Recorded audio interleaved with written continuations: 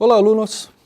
Vamos à nossa nova unidade trabalharmos com os aspectos relacionados ao regime de caixa e regime de competência. Essa estrutura de regime de caixa e de competência, ela tem uma relação muito clara com a forma com que a contabilidade apresenta suas informações. Inicialmente, vamos trabalhar com o que é um regime de caixa.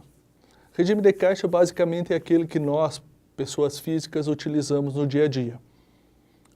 Quanto que eu tenho de dinheiro no meu bolso e quanto que eu estou pagando pelas minhas despesas. O que sobrar de dinheiro do bolso é o meu lucro. Basicamente é assim que nós trabalhamos com o regime de caixa. Eu considero tudo o que entrou de recurso e tudo o que saiu de recurso daquilo que efetivamente foi recebido ou pago. Contabilmente, nós não utilizamos esse regime de caixa porque ele foge a um pressuposto básico, que é o pressuposto da competência.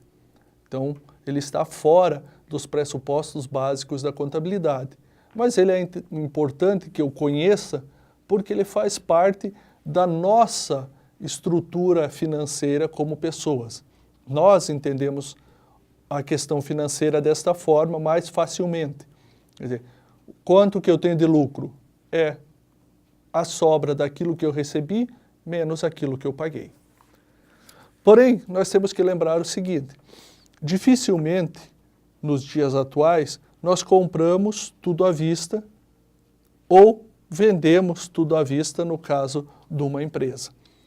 As comercializações, elas são realizadas em prazo, com prazo. E eu tenho que considerar isso, porque se eu não o considerar, eu posso estar desvirtuando o resultado da empresa. E isso não será agradável se analisado com um futuro próximo. Se eu considerar que eu recebi todo um recurso agora e comprei a prazo, e pensar que todo esse recurso que eu recebi é lucro, eu posso distribuir para os meus sócios.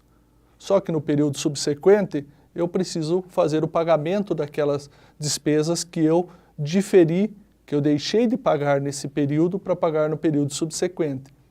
E assim, eu não vou ter recurso para pagar porque eu distribuí imaginando que aquilo fosse lucro. E não o era. Então, o princípio da competência, ele visa fazer exatamente esta ligação entre o que eu tenho e o que eu tenho para pagar e receber no futuro, trazendo tudo ao período em que aquilo aconteceu. Quando nós comentamos sobre regime de competência, o princípio da competência como um todo, a gente fala sempre que as despesas e receitas elas têm que ser reconhecidas no período em que elas foram geradas. Eu gerei uma receita, o que é gerar receita? É efetuar a venda. Eu vendi o produto, então eu já gerei essa receita no momento em que eu entreguei esse produto para o comprador. Eu reconheço a receita e tenho ela como efetivamente realizada. Mas isso não significa que eu tenha recebido o numerário por causa daquela venda. Isso pode vir a ocorrer num período próximo.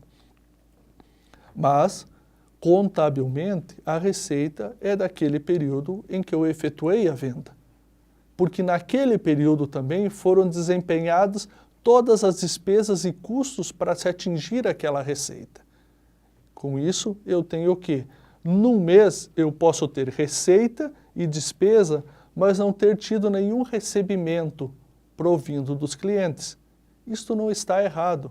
Isso está extremamente certo, porque naquele período é que a receita foi gerada e naquele período é que eu tenho que reconhecê-la.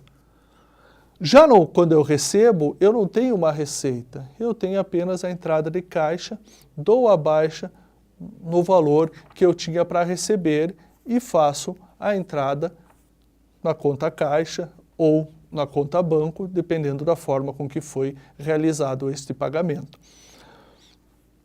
Estas confrontações entre receita e despesa, ela visa demonstrar o real lucro da entidade. se nós pegarmos só pagamentos e recebimentos, nós não vamos ter o lucro real.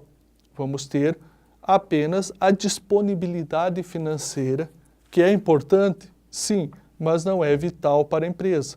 Porque eu posso ter uma empresa com disponibilidade financeira, mas que não está tendo lucratividade.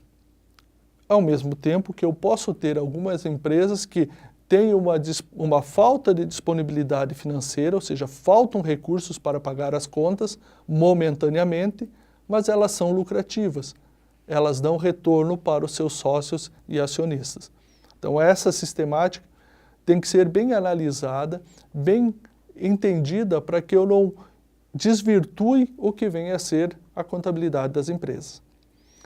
Dentro desse princípio de competência, dessa análise, alguns ajustes eu preciso fazer. Vamos pegar um exemplo do salário dos funcionários. Ele trabalha o mês inteiro para receber o seu salário. Ele está ajudando a empresa a gerar a sua receita naquele mês, mas ele só recebe no 5º dia útil do mês subsequente.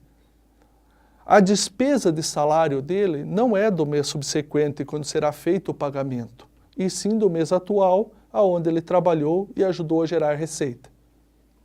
Então, eu contabilizo essa despesa, como despesa com salário, mas como eu não paguei essa despesa, eu vou gerar uma obrigação de pagar essa despesa com obrigações com salário, salários a pagar, lá no meu passivo, onde eu informo quais são as obrigações que a empresa tem para com terceiros. Então, lá no meu passivo eu tenho uma conta salários a pagar, que refere-se ao salário dos funcionários que trabalharam nesse mês, ajudaram a empresa a gerar recurso neste mês, mas que só vão receber no mês subsequente, até o 5º dia útil, conforme determina a lei, mas podendo receber em dias anteriores. Então, esses tipos de ajustes são necessários para que eu consiga a informação plena de qual foi o custo e despesa de cada período contábil. E assim possa levar a informação para o balanço patrimonial e para a demonstração do resultado do exercício, pegando esses dois principais demonstrativos contábeis como base, uma informação correta sobre o lucro, sobre o desempenho desta entidade.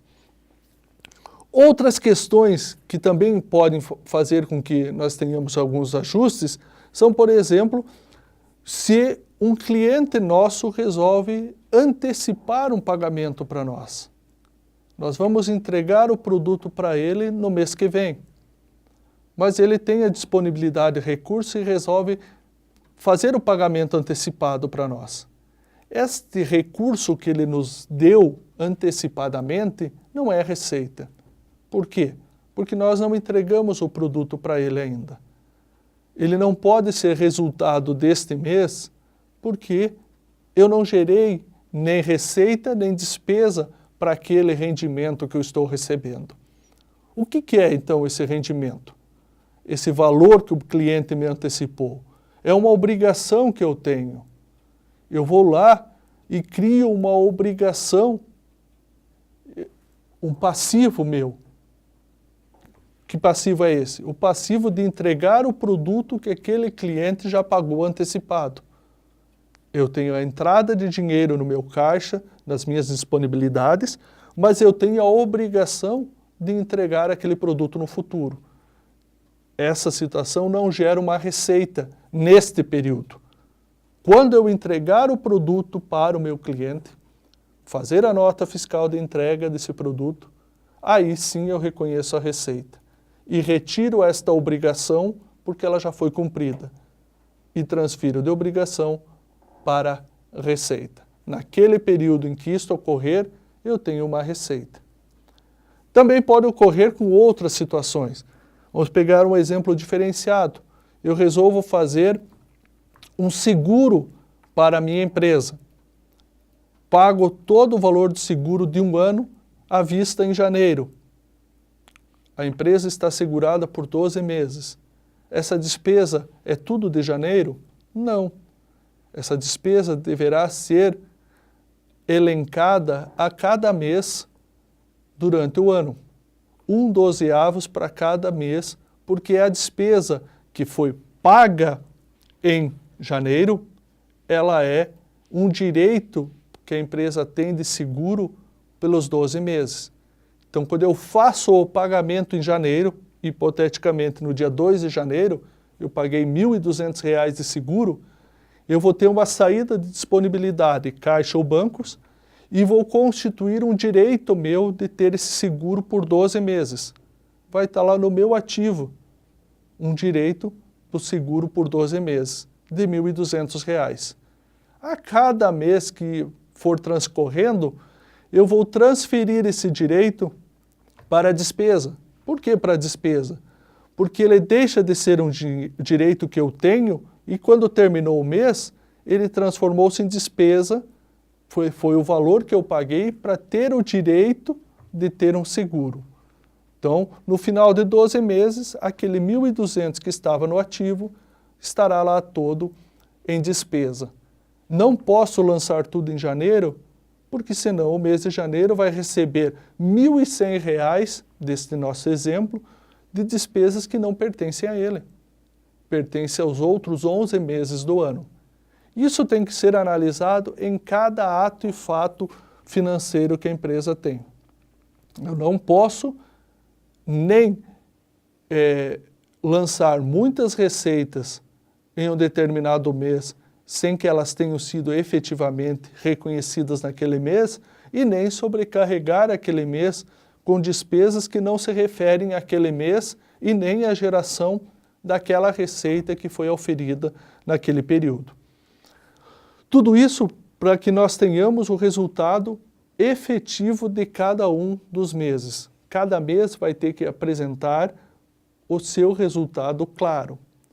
E isto vale para o mês, para o bimestre, para o trimestre, quadrimestre, semestre ou ano, dependendo da forma com que a empresa faça a sua divulgação das informações ou a sua utilização das informações contábeis.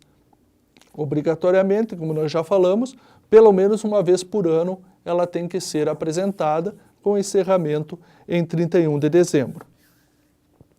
Obviamente, essa sistemática contábil ela foi muito facilitada pela questão da informatização. Então, hoje, os sistemas informatizados auxiliam grandemente essa análise dos débitos e créditos, de fazer os fechamentos de demonstrativos contábeis, da onde vem, para onde vai esse recurso, né, esse lançamento. Isso foi facilitado fortemente por essa informatização. Mas a informatização ela ainda não consegue retirar do documento a informação de forma completa. Mesmo que eles sejam sistemas interligados, eu sempre vou precisar de alguém que informe claramente como aquilo deve ser feito. Eu não consigo que a máquina pense, que a máquina interprete essa informação. Ainda mais pensando numa contabilidade como a que nós temos hoje no Brasil e em boa parte do mundo com a mesma ideia, após a uniformização da contabilidade brasileira com as normas internacionais, uma contabilidade baseada em princípios, onde eu tenho que analisar qual a essência de cada ato e fato econômico, para aí sim tomar uma decisão sobre qual tipo de informação aquele ato e fato vai representar dentro dos demonstrativos contábeis. Esse tipo de análise a informática ainda não pode fazer, porque ela está ainda dentro do rol da capacidade subjetiva do ser humano. Mas a informação contábil como um todo, ela foi muito facilitada, muito agilizada pelos sistemas de informação, pelos sistemas de informática, dando um sistema de informação contábil mais ágil, mais eficaz e mais fácil de entender como é que se transitam esses dados dentro do sistema apresentado pela contabilidade. Assim nós encerramos essa segunda análise essa análise relativa aos sistemas de forma geral dentro da contabilidade, basicamente enfocando o regime de caixa e o regime de competência.